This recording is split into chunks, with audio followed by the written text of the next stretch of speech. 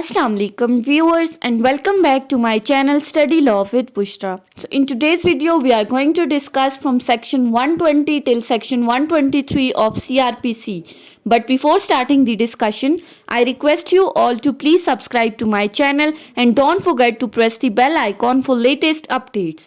Do share this video with your friends and don't forget to comment your feedback. So let's move towards the discussion. हम chapter 8 of CRPC को discuss कर रहे थे और अब तक हमने चैप्टर 8 का पार्ट ए और पार्ट बी डिस्कस कर लिया है। आज की इस वीडियो में हम पार्ट सी को डिस्कस करता है proceedings in all cases subsequent to order to furnish security. और इस पार्ट सी के अंदर हमारे पास टोटल 6 सेक्शंस हैं 120 से 126 तक। इस वीडियो में हम सिर्फ 3 सेक्शंस को डिटेल में डिस्कस करेंगे। So starting from section 120, section 120 बात करता है commencement of period for which security is required. इस सेक्शन का टाइटल क्या कहता है कि अभी तक जो हमने इस चैप्टर में डिस्कस किया कि पीस को मेंटेन रखने के लिए और गुड बिहेवियर के लिए जब मैजिस्ट्रेट किसी बंदे से कोई जमानती मचलका तलब करता है तो ये सेक्शन कहता है उस जमानती मचलके का यानी कि वो जो सिक्योरिटी है उसका टाइम पीरियड कब स्टार्ट होता है। सो अगर हम सेक्शन को देखें तो इसकी क्लॉज 1 कहती है if any person in respect of whom an order requiring security is made under section 106 or section 118, अगर कोई बंदा जिससे सेक्शन 106 और सेक्शन 118 के अंडर सिक्योरिटी तलब की गई है is at the time such order is made sentenced to, कि अगर वो बंदा उस वक्त जिस टाइम ये सिक्योरिटी देने का ऑर्डर किया है अगर उसको सजा सुना दी गई है और undergoing a sentence of imprisonment या वो ऑलरेडी अपनी सजा भुगत रहा है, the period for which such security is required shall commence on the expiration of such sentence. अब यहां पर शेल का वर्ड यूज हुआ है कि वो पीरियड जिसके लिए उससे सिक्योरिटी मांगी गई थी वो उस वक्त स्टार्ट होगा कि जब उस बंदे की सजा मुकम्मल हो जाएगी, जब उसकी सजा खत्म हो जाएगी, एक्सपायर हो जाएगी, उस वक्त से उसकी सिक्योरिटी का टाइम पीरियड स्टार्ट हो जाएगा। यानी कि अगर वो ऑलरेडी इम्प्रिजनमेंट में है, अपनी सजा काट रहा है, तो जैसे ही सजा खत्म होगी तो उसका सिक्योरिटी का टाइम पीरियड स्टार्ट हो जाएगा। क्लॉज 2 कहती है in other cases such period shall commence on the date of such order. Other cases से मुराद सेक्शन 106 और 118 के अलावा जितने भी केसेस हैं उनमें जो सिक्योरिटी का टाइम पीरियड है वो उसी दिन से स्टार्ट हो जाएगा जिस दिन से मैजिस्ट्रेट ने उस सिक्योरिटी का ऑर्डर दिया है। और साथ ही साथ unless the magistrate for sufficient reason fixes a later date, या फिर अगर कुछ मुनासिब वजूहात को देखते हुए, सर्कमस्टांसेस को देखते हुए अगर मैजिस्ट्रेट बाद की डेट फिक्स कर देता है तो दैट्स ओके। तो सिंपली सेक्शन 120 में क्या कहा है कि अगर किसी बंदे से सेक्शन 106 और 118 के अंडर जमानत तलब की गई है तो उसकी जो जमानत का टाइम पीरियड है वो उसी दिन से स्टार्ट होगा कि अगर वो बंदा ऑलरेडी अपनी सजा भुगत रहा है तो जिस दिन उसकी सजा खत्म होगी उसका सिक्योरिटी का टाइम पीरियड स्टार्ट हो जाएगा। बाकी तमाम केसेस में टाइम पीरियड उस दिन से स्टार्ट होगा जिस दिन से मैजिस्ट्रेट ने वो ऑर्डर पास किया है। उसके बाद आता है सेक्शन 121। सेक्शन 121 डील करता है कंटेंट्स ऑफ बॉन्ड, कि जो बॉन्ड हम जमा कराते हैं उसके कंटेंट्स क्या हैं, उसके अंदर क्या क्या लिखा होता है, किस किस चीज से उस बंदे को बाउंड किया जाता है। So section 121 states that the bond to be executed by any such person, कि जिस बंदे से बॉन्ड मांगा गया है जब वो बॉन्ड जमा कराता है तो वो उस बॉन्ड के अंदर shall bind him to keep the peace और to be of good behaviour, तो उस बॉन्ड के जरिए उसको पाबंद कर दिया जाता है कि अब वो अमन को बरकरार रखेगा और सोसाइटी के अंदर जो उसका बिहेवियर है वो अच्छा होगा, उससे लोगों को किसी किस्म का कोई भी खतरा नहीं होना चाहिए। ये चीज़ उसको बॉन्ड के थ्रू बाउंड कर दी जाती है। और साथ ही साथ and in the latter case the commission or attempt to commit or abatement of any offense punishable with imprisonment wherever it may be committed is a breach of bond. और अगर कोई बंदा जमानती मुचलका जमा कराने के बाद कोई ऑफेंस कमिट करता है, उस ऑफेंस को कमिट करने की कोशिश करता है या किसी बंदे को वर्गलाता है कोई ऑफेंस कमिट करने के लिए, ऐसा ऑफेंस जिसकी सज़ा इम्प्रिजनमेंट है, तो जहां कहीं भी वो ऑफेंस कमिट किया जाएगा ये समझा जाएगा कि उस बंदे ने बॉन्ड को तोड़ दिया है, उसने ब्रीच ऑफ बॉन्ड किया है। सिंपली सेक्शन 121 के अकॉर्डिंग जब किसी बंदे से बॉन्ड एग्जीक्यूट कराया जाता है तो वो बॉन्ड उसको बाउंड कर देता है कि अब वो अमन को बरकरार रखेगा, लोगों के साथ उसका बिहेवियर अच्छा होगा। लेकिन अगर कोई बंदा बॉन्ड सबमिट करने के बावजूद कोई ऑफेंस कमिट करता है, ऑफेंस कमिट करने की कोशिश करता है या अबेटमेंट करता है ऑफेंस की जिसकी पनिशमेंट इम्प्रिजनमेंट है, तो ऐसा समझा जाएगा कि that person has breach the conditions of bond, उसने बॉन्ड को तोड़ दिया है। उसके बाद आ जाते हैं सेक्शन 122 के ऊपर। सेक्शन 122 बात करता है पावर टू रिजेक्ट श्योरिटीज। अब यहां पर किसकी पावर्स की बात की गई है कि जिस कोर्ट में हम अपनी जमानतियों को पेश करते हैं, कोर्ट के पास ये पावर है कि वो उन जमानतियों को रिजेक्ट भी कर सकती है। कैसे? अब सेक्शन 122 को देखें तो इसकी क्लॉज 1 कहती है अ magistrate may refuse to accept any surety offered or may reject any surety previously accepted by him or his predecessor under this chapter। कि एक मैजिस्ट्रेट के पास पावर है कि वो जमानती जो उसके सामने पेश किए गए हैं वो उनको एक्सेप्ट करने से इनकार भी कर सकता है, या फिर अगर कोई श्योरिटी जो उसने पहले एक्सेप्ट किए थे या उसके प्रीडिसेसर ने इस चैप्टर के अंडर, तो उसको भी वो रिजेक्ट कर सकता है on the ground that such surety is an unfit person for the purposes of bond. और ये जो रिजेक्शन ऑफ श्योरिटी है ये किस ग्राउंड के ऊपर होगी कि ये जो बंदा श्योरिटी लेकर आया है ये श्योरिटी इस बॉन्ड की कंडीशंस के लिए अनफिट है। अब इसी क्लॉज के साथ एक प्रोवाइजो ऐड की गई है और वो प्रोवाइजो क्या कहती है, provided that before so refusing to accept or rejecting any such surety.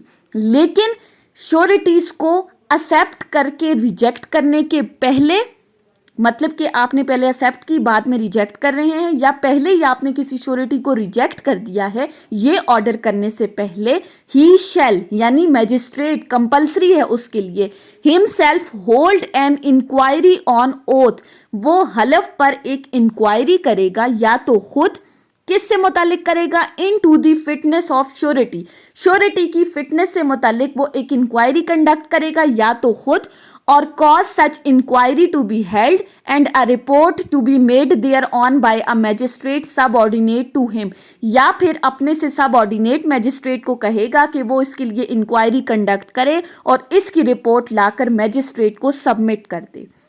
उसके बाद है क्लॉज 2। क्लॉज 2 कहती है such magistrate shall before holding the inquiry give reasonable notice to surety and to the person by whom such surety was offered. अब ये magistrate क्या करेगा, inquiry conduct करने से पहले रीजनेबल नोटिस भेजेगा किन बंदों को, उन श्योरिटीज को, और उस बंदे को जो इन श्योरिटीज को लेकर आया है उनको एक नोटिस भेजेगा। and shall in making the inquiry record the substance of evidence adduced before him। और अगर इंक्वायरी से मुतालिक कोई एविडेंस चाहिए तो वो एविडेंस से मुतालिक भी चीज़ों को रिकॉर्ड करेगा। जो पर्सन श्योरिटीज लेकर आया है, अगर वो कोई एविडेंस लेकर आता है तो ये मैजिस्ट्रेट क्या करेगा, उस एविडेंस से मुतालिक भी नोटिस में बात लाएगा। उसके बाद है सब क्लॉज 3। क्लॉज 3 क्या कहती है, if the magistrate is satisfied after considering the evidence so adduced either before him or before the magistrate deputed under subsection 1 and the report of such magistrate that surety is an unfit person for the purposes of bond। अगर inquiry conduct करने के बाद और evidence को देखने के बाद या फिर जो सब ऑर्डिनेट मैजिस्ट्रेट है उसकी रिपोर्ट को देखने के बाद ये मैजिस्ट्रेट सेटिस्फाई हो जाता है कि ये जो श्योरिटी है ये बॉन्ड के लिए अनफिट है, then he shall make an order refusing to accept or rejecting the surety and recording his reasons for doing so. तो वो फौरी तौर पर इस श्योरिटी को रिजेक्ट करने का ऑर्डर दे देगा और साथ ही साथ अपनी रीजंस भी रिकॉर्ड करेगा कि उसने इस श्योरिटी को किन बेसिस पे रिजेक्ट किया है। लेकिन इसके साथ एक प्रोवाइजो ऐड कर दी गई है, एक शर्त लगा दी गई है that before making an order rejecting any surety which has been previously accepted, लेकिन इस रिजेक्शन का ऑर्डर देने से पहले the magistrate shall issue summon or warrant and cause the person for whom surety is bound to appear or to be brought before him। तो उस शख्स को जिसने मैजिस्ट्रेट के सामने अपनी श्योरिटीज पेश की थी, मैजिस्ट्रेट उस शख्स को समन या वारंट भेजेगा कि वो कोर्ट के अंदर आए, कोर्ट के अंदर अपीयर हो, और इसलिए बुलाया जा रहा है ताकि वो अपनी न्यू श्योरिटीज कोर्ट में सबमिट करा सके। सो सिंपली सेक्शन 122 प्रोसीजर्स बता रहा है कि कोर्ट के पास पावर है कि वो श्योरिटीज को रिजेक्ट कर सकती है, और ये जो रिजेक्शन है ये किस तरह से करेगी, वो एक इंक्वायरी होल्ड करेगी, खुद करेगी या अपने किसी सब ऑर्डिनेट मैजिस्ट्रेट के थ्रू कराएगी। इंक्वायरी होल्ड करने के बाद, एविडेंस देखने के बाद, जब वो सेटिस्फाई हो जाएगा कि ये श्योरिटी अनफिट है तो वो उससे मुतालिक ऑर्डर पास कर देगी कि उसने इसको रिजेक्ट कर दिया है। लेकिन श्योरिटी को रिजेक्ट करने से पहले वो उस बंदे को समन या वारंट भेजेगी जिस बंदे ने उन श्योरिटीज को कोर्ट में पेश किया था। नेक्स्ट आ जाते हैं सेक्शन 123 के ऊपर। सेक्शन 123 बात करता है imprisonment in default of security, कि अगर कोई बंदा सिक्योरिटी में डिफॉल्ट कर जाता है तो उसको इम्प्रिजनमेंट दी जाएगी। अब कैसे? इस सेक्शन की क्लॉज 1 कहती है if any person ordered to give security under section 106 or section 118 does not give such security on or before the date on which the period for such security is to be given commences। कि अगर किसी बंदे को section 106 और section 108 के under security देने का order किया गया था और वो सिक्योरिटी नहीं देता, या उस डेट से पहले जिस डेट पर सिक्योरिटी का टाइम पीरियड शुरू होना था उससे पहले उसने अपनी सिक्योरिटी जमा नहीं कराई, he shall be committed to the prison. तो उस बंदे को फौरी तौर पर जेल में बंद कर लिया जाएगा, मैंडेटरी प्रोविजन है। और if he is already in prison, be detained in prison until such period expires। और अगर तो वो बंदा ऑलरेडी प्रिजन में है, ऑलरेडी जेल में है, तो उसको उस जेल में मजीद टाइम पीरियड के लिए डिटेन कर दिया जाएगा जब तक कि वो सिक्योरिटी का टाइम पीरियड ख़त्म नहीं हो जाता, और until with in such periods he gives the security to the court or magistrate who made the order requiring it। या फिर उस टाइम पीरियड के लिए कि जब तक वो कोर्ट या मैजिस्ट्रेट के सामने अपनी सिक्योरिटी सबमिट नहीं कर रहा, उस वक्त तक उसको जेल में डिटेन रखा जाएगा। उसके बाद है सब क्लॉज 2 जो कि डील करती है proceedings when to be laid before high court or court of session, कि कब जो है वो हाई कोर्ट या कोर्ट ऑफ सेशन के सामने प्रोसीडिंग्स लाई जाएंगी। So, when such person has been ordered by magistrate to give security for a period exceeding 1 year, जब एक बंदे को मैजिस्ट्रेट ने ऑर्डर कर दिया है कि वो 1 साल से ज्यादा अरसे के लिए सिक्योरिटी जमा कराएगा और वो बंदा नहीं कराता, such magistrate shall if such person does not give such security. अगर वो बंदा सिक्योरिटी जमा नहीं करा रहा तो मैजिस्ट्रेट के पास क्या पावर है? मैंडेटरी प्रोविजन है कि magistrate shall issue a warrant directing him to be detained in prison pending the orders of session जज। तो सेशन जज का ऑर्डर आने तक उस बंदे को प्रिजन में डिटेन रखा जाएगा and the proceedings shall be laid before सच जज। और जितनी जल्दी हो सकेगा ये प्रोसीडिंग सेशन जज के सामने पेश की जाएंगी। उसके बाद है सब क्लॉज 3। सब क्लॉज 3 क्या कहती है?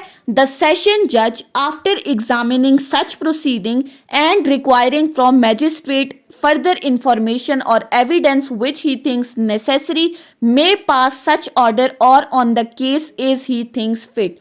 तो जब सेशन जज के सामने प्रोसीडिंग्स चला दी गई तो सेशन जज प्रोसीडिंग्स को एग्जामिन करने के बाद, मजीद इंफॉर्मेशन और एविडेंस को देखने के बाद जो उसको मुनासिब लगता है वैसा ऑर्डर वो पास कर सकता है उस बंदे से रिलेटेड। लेकिन इसी सेक्शन के अंदर एक प्रोवाइजो ऐड की गई है और वो प्रोवाइजो क्या कहती है, provided that the period for which any person is imprison for failure to give security shall not exceed 3 years। लेकिन जिस बंदे को सिक्योरिटी ना देने पर इम्प्रिजनमेंट दी गई है, ये प्रोवाइजो ये कहती है कि वो जो इम्प्रिजनमेंट का टाइम पीरियड है वो 3 साल के अरसे से ज़्यादा नहीं होना चाहिए। मैंडेटरी प्रोविजन है कि जब किसी बंदे ने सिक्योरिटी देने में फेल हो गया, नाकाम हो गया, तो उस बंदे को जो इम्प्रिजनमेंट दी जाएगी वो 3 साल के अरसे से ज़्यादा की नहीं होनी चाहिए। उसके बाद है clause 3A। If the security has been required in the course of same proceedings from 2 or more person in respect of any one of whom the proceedings are referred to session judge under subsection 2। अगर किसी case में 2 या 2 से ज्यादा बंदों से security demand की गई है, जिनमें से किसी एक की प्रोसीडिंग्स को सेशन जज के सामने पेश कर दिया है सबसेक्शन 2 के under, such reference shall also include the case of any other of such person who has ordered to give security, and the provision of subsection 2 and 3 shall in that event apply for the case of person, except the period for which he may be imprisonment shall not exceed the period for which he was ordered to give security। Simply अगर इस clause को देखें तो ये clause कहती है कि अगर किसी केस में 2 या 2 से ज़्यादा बंदों से सिक्योरिटी डिमांड की गई है, उनमें से किसी एक का केस सेशन जज के पास चला गया है, तो अगर उनमें से कोई एक बंदा सिक्योरिटी पेश कर देता है तो वेल एंड गुड। जिस बंदे ने सिक्योरिटी अपनी कोर्ट में जमा नहीं कराई तो उसके लिए जो सब सेक्शन 2 और 3 की प्रोविजंस हैं वो अप्लाई होंगी, लेकिन वो जो इम्प्रिजनमेंट का टाइम पीरियड होगा वो उस टाइम पीरियड से ज़्यादा नहीं होगा जितने टाइम पीरियड के लिए उससे सिक्योरिटी तलब की गई है। सिंपली इसमें ये बात की गई थी। अब उसके बाद क्लॉज 3B को देखें तो वो कहती है, अ सेशन जज may in his discretion transfer any proceedings laid before him under subsection 2 or subsection 3A to an additional session जज और असिस्टेंट सेशन जज। सेशन जज अपनी डिस्क्रिशनरी पावर्स को यूज करते हुए जो प्रोसीडिंग सबसेक्शन 2 और 3A के अंडर उसके सामने लाई गई हैं, वो इन प्रोसीडिंग्स को फर्दर एडिशनल सेशन जज को या असिस्टेंट सेशन जज को ट्रांसफर कर सकता है, और वो एडिशनल सेशन जज और असिस्टेंट सेशन जज में exercise the power of session जज under this section in respect of such proceeding. तो उस प्रोसीडिंग्स के हवाले से ये एडीजे और ये एसजे क्या करेंगे, सेशन जज की पावर्स को एक्सरसाइज कर सकते हैं with regards to that proceedings which has been transferred to them. उसके बाद है क्लॉज 4। क्लॉज 4 क्या कहती है, if the security is tendered to the officer in charge of the jail. अगर कोई बंदा जेल में है तो वो अपनी सिक्योरिटी जमा कराना चाहता है तो वो officer in charge of the jail को देगा, and he shall refer the matter to the court or magistrate who made the order and shall await the order of such court or magistrate। तो फिर वो officer in charge of the jail उसकी security को court या magistrate के सामने जमा कराएगा, और जब तक मैजिस्ट्रेट या उस कोर्ट का ऑर्डर नहीं आ जाता वो उस वक्त तक वहां पर इंतजार करेगा। अब उसके साथ क्लॉज 5 है, वो बात करती है काइंड ऑफ इम्प्रिजनमेंट के बारे में। Imprisonment for failure to give security for keeping the peace shall be simple, कि अगर कोई बंदा सिक्योरिटी देने में फेल हो गया तो उसको जो इम्प्रिजनमेंट दी जाएगी वो सिंपल इम्प्रिजनमेंट होगी, उसमें किसी भी किस्म की कोई भी मुशक्कत नहीं होगी। लास्ट है क्लॉज 6। क्लॉज 6 कहती है, imprisonment for failure to give security for good behaviour shall where the proceedings have been taken under section 108 to be simple, कि अगर किसी बंदे के अगेंस्ट 108 की प्रोसीडिंग्स चल रही हैं और वो सिक्योरिटी देने में नाकाम हो गया है तो ऐसी सूरत में उसकी इम्प्रिजनमेंट सिंपल होनी चाहिए। लेकिन where the proceedings have been taken under section 109 or 1010 be rigorous or simple as the court or magistrate in each case direct. लेकिन अगर 109 या 110 की प्रोसीडिंग्स है वैग्रेंट्स और हैबिचुअल ऑफेंडर्स के केसेस में, तो फिर जो सजा है वो रिगोरस भी हो सकती है और सिंपल भी, जैसे मैजिस्ट्रेट को सही लगेगा। सो ये थी हमारी आज की डिस्कशन सेक्शन 120 से 123 के ऊपर। नेक्स्ट वीडियो में हम सेक्शन 123 से 126 ए तक डिस्कस करेंगे। सो आई होप कि आपको ये लेक्चर समझ में आया होगा अगर आपने इस वीडियो को अटेंटिवली सुना है तो। अगर आपको ये वीडियो अच्छी लगी है तो इस वीडियो को लाइक करें, कमेंट करें, चैनल को सब्सक्राइब करना ना भूलें और ज़्यादा से ज़्यादा अपने फ्रेंड्स के साथ शेयर करें। Thank you so much for watching this video. Till then, अल्लाह हाफिज़।